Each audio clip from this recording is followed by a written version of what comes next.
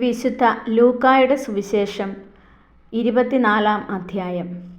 യേശുവിൻ്റെ പുനരുത്ഥാനം.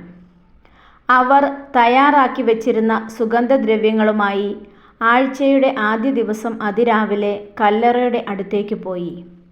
കല്ലറയിൽ നിന്നുള്ള കല്ല് ഉരുട്ടി മാറ്റിയിരിക്കുന്നതായി അവർ കണ്ടു. അവർ അകത്ത് കടന്നു നോക്കിയപ്പോൾ കർത്താവായ യേശുവിൻ്റെ ശരീരം കണ്ടില്ല. ഇതിനെക്കുറിച്ച് അമ്പരന്ന് നിൽക്കവേ 2 പേർ തിളങ്ങുന്ന വസ്ത്രങ്ങൾ ധരിച്ച് അവർക്ക് പ്രത്യക്ഷപ്പെട്ടു. അവർ ഭയപ്പെട്ട് മുഖം കുനിച്ചു. അപ്പോൾ അവർ അവരോട് പറഞ്ഞു, ജീവിച്ചിരിക്കുന്നവനെ നിങ്ങൾ മരിച്ചവരുടെ ഇടയിൽ അന്വേഷിക്കുന്നത് എന്തിന്? അവൻ ഇവിടെയില്ല, ഉയിർപ്പിക്കപ്പെട്ടു.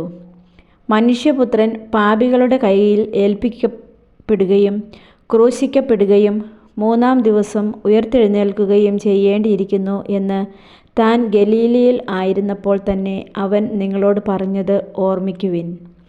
അപ്പോൾ അവർ അവൻ്റെ വാക്കുകൾ ഓർമ്മിച്ചു. കല്ലറയിങ്കൽ നിന്ന് തിരിച്ചു വന്ന് അവർ ഇതെല്ലാം 11 പേരെയും മറ്റെല്ലാവരെയും അറിയിച്ചു. മഗ്ദലേന മറിയവും യോവാന്നയും യാക്കോബിൻ്റെ അമ്മയായ മറിയവും അവരോടുകൂടിയുണ്ടായിരുന്ന മറ്റു സ്ത്രീകളുമാണ് ഇക്കാര്യങ്ങൾ അപ്പസ്തോലന്മാരോട് പറഞ്ഞത്. അവർക്കാകട്ടെ ഈ വാക്കുകൾ കെട്ടുകഥ പോലെയേ തോന്നിയുള്ളൂ. അവർ അവരെ വിശ്വസിച്ചില്ല. എന്നാൽ പത്രോസ് എഴുന്നേറ്റ് കല്ലറയിങ്കലേക്ക് ഓടി. കുനിഞ്ഞ് അകത്തേക്ക് നോക്കിയപ്പോൾ അവനെ പൊതിഞ്ഞിരുന്ന തുണികൾ തനിയെ കിടക്കുന്നത് കണ്ടു. സംഭവിച്ചതിനെപ്പറ്റി വിസ്മയിച്ചുകൊണ്ട് അവൻ തിരിച്ചുപോയി. എമ്മാവൂസിലേക്ക് പോയ ശിഷ്യന്മാർ. ആ ദിവസം തന്നെ അവരിൽ 2 പേർ ജെറുസലേമിൽ നിന്ന് ഏകദേശം 60 സ്താദിയോൻ അകലെയുള്ള എമ്മാവൂസ് ഗ്രാമത്തിലേക്ക് പോവുകയായിരുന്നു. ഈ സംഭവങ്ങളെക്കുറിച്ചെല്ലാം അവർ സംസാരിച്ചു കൊണ്ടിരുന്നു. അവർ സംസാരിക്കുകയും വാദിക്കുകയും ചെയ്തുകൊണ്ട് പോകുമ്പോൾ യേശുവും അടുത്തെത്തി അവരോടൊപ്പം യാത്ര ചെയ്തു. എന്നാൽ അവനെ തിരിച്ചറിയാൻ കഴിയാത്ത വിധം അവരുടെ കണ്ണുകൾ മൂടപ്പെട്ടിരുന്നു. അവൻ അവരോട് ചോദിച്ചു, എന്തിനെക്കുറിച്ചാണ് നിങ്ങൾ സംസാരിക്കുന്നത്? അവർ മ്ലാനവദനരായി നിന്നു. അവരിൽ ക്ലെയോപ്പാസ് എന്നു പേരായവൻ അവനോട് ചോദിച്ചു, ഈ ദിവസങ്ങളിൽ ജെറുസലേമിൽ നടന്ന സംഭവമൊന്നും അറിയാത്ത അപരിചിതനാണോ നീ? അവൻ ചോദിച്ചു, ഏതു കാര്യങ്ങൾ? അവർ പറഞ്ഞു, നസറായനായ യേശുവിനെക്കുറിച്ച് തന്നെ. അവൻ ദൈവത്തിൻ്റെയും മനുഷ്യരുടെയും മുൻപിൽ വാക്കിലും പ്രവൃത്തിയിലും ശക്തനായ പ്രവാചകനായിരുന്നു. ഞങ്ങളുടെ പുരോഹിത പ്രമുഖന്മാരും നേതാക്കളും അവനെ മരണവിധിക്ക് ഏൽപ്പിച്ചു കൊടുക്കുകയും ക്രൂശിക്കുകയും ചെയ്തു. ഇസ്രായേലിനെ മോചിപ്പിക്കാനുള്ളവൻ ഇവനാണ് എന്ന് ഞങ്ങൾ പ്രതീക്ഷിച്ചിരുന്നു. ഇതൊക്കെ സംഭവിച്ചിട്ട് ഇത് 3-ാം ദിവസമാണ്. ഞങ്ങളുടെ കൂട്ടത്തിലുള്ള ചില സ്ത്രീകൾ ഞങ്ങളെ വിസ്മയിപ്പിച്ചു. ഇന്നു രാവിലെ അവർ കല്ലറയിങ്കൽ പോയിരുന്നു. അവൻ്റെ ശരീരം അവർ അവിടെ കണ്ടില്ല. അവർ തിരിച്ചു വന്ന് തങ്ങൾക്ക് ദൂതന്മാരുടെ ദർശനമുണ്ടായെന്നും അവൻ ജീവിച്ചിരിക്കുന്നുവെന്ന് അറിയിച്ചുവെന്നും പറഞ്ഞു. ഞങ്ങളുടെ കൂടെയുണ്ടായിരുന്നവരിൽ ചിലരും കല്ലറയിങ്കലേക്ക് പോയി. സ്ത്രീകൾ പറഞ്ഞതുപോലെ തന്നെ കണ്ടു. എന്നാൽ അവനെ അവർ കണ്ടില്ല. അപ്പോൾ അവൻ അവരോട് പറഞ്ഞു, ഭോഷന്മാരെ, പ്രവാചകന്മാർ പറഞ്ഞിട്ടുള്ളത് വിശ്വസിക്കുവാൻ കഴിയാത്ത വിധം ഹൃദയം മന്ദീഭവിച്ചവരെ, ക്രിസ്തു ഇതെല്ലാം സഹിച്ച് മഹത്വത്തിലേക്ക് പ്രവേശിക്കേണ്ടിയിരുന്നില്ലേ?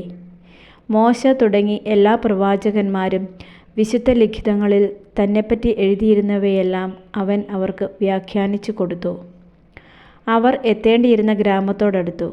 അവനാകട്ടെ യാത്ര തുടരുകയാണെന്ന് ഭാവിച്ചു. അവർ അവനെ നിർബന്ധിച്ചു കൊണ്ട് പറഞ്ഞു, ഞങ്ങളോടുകൂടെ താമസിക്കുക, നേരം വൈകുന്നു, പകൽ അസ്തമിക്കാറായി. അവൻ അവരോടുകൂടെ താമസിക്കുവാൻ കയറി. അവരോടൊപ്പം ഭക്ഷണത്തിനിരുന്നപ്പോൾ അവൻ അപ്പം എടുത്ത് ആശീർവദിച്ച് മുറിച്ച് അവർക്ക് കൊടുത്തു. അപ്പോൾ അവരുടെ കണ്ണ് തുറക്കപ്പെട്ടു. അവർ അവനെ തിരിച്ചറിഞ്ഞു. പക്ഷേ അവൻ അവരുടെ മുൻപിൽ നിന്ന് അപ്രത്യക്ഷനായി. അവർ പരസ്പരം പറഞ്ഞു, വഴിയിൽ വെച്ച് അവൻ വിശുദ്ധ ലിഖിതം വിശദീകരിച്ചുകൊണ്ട് നമ്മോട് സംസാരിച്ചപ്പോൾ നമ്മുടെ ഹൃദയം ജ്വലിച്ചിരുന്നില്ലേ? അവർ അപ്പോൾ തന്നെ എഴുന്നേറ്റ് ജെറുസലേമിലേക്ക് തിരിച്ചുപോയി. അവിടെ കൂടിയിരുന്ന 11 പേരെയും അവരോടൊപ്പം ഉണ്ടായിരുന്നവരെയും കണ്ടു. കർത്താവ് സത്യമായും ഉയർത്തെഴുന്നേറ്റു, ശിമയോന് പ്രത്യക്ഷപ്പെട്ടു എന്ന് അവർ പറഞ്ഞുകൊണ്ടിരിക്കുകയായിരുന്നു. വഴിയിൽ വെച്ച് സംഭവിച്ചതും അപ്പം മുറിക്കുമ്പോൾ തങ്ങൾ അവനെ തിരിച്ചറിഞ്ഞതും അവരും വിവരിച്ചു. യേശു ശിഷ്യഗണത്തിന് പ്രത്യക്ഷനാകുന്നു. അവർ ഇത് പറഞ്ഞുകൊണ്ടിരിക്കുമ്പോൾ യേശു അവരുടെ മധ്യേ പ്രത്യക്ഷനായി അവരോട് അരുളി ചെയ്തു, "നിങ്ങൾക്കു സമാധാനം." അവർ ഭയന്നു വിറച്ചു. ഭൂതത്തെയാണ് കാണുന്നത് എന്ന് അവർ വിചാരിച്ചു.